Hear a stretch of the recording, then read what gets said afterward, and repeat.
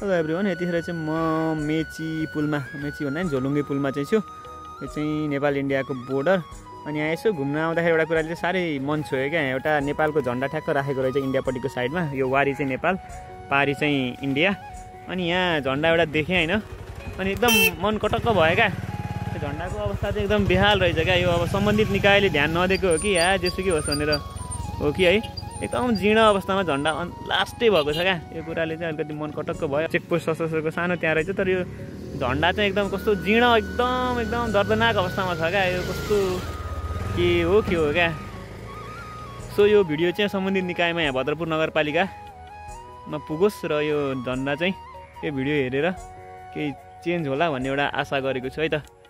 So thank you. यो पारी चाहिँ नेपाल अनि यता वारी चाहिँ यो इन्डिया। ठ्याक्क हामी सीमा 10 गजा क्षेत्र त नभन, यो यहाँ भित्र पनि नेपाली पर्छ अरे, यता पनि नेपाल पनि नेपाली पर्छ अरे। अनि यो चाहिँ आवत जावतको लागि पुल बनाएको रहेछ क्या।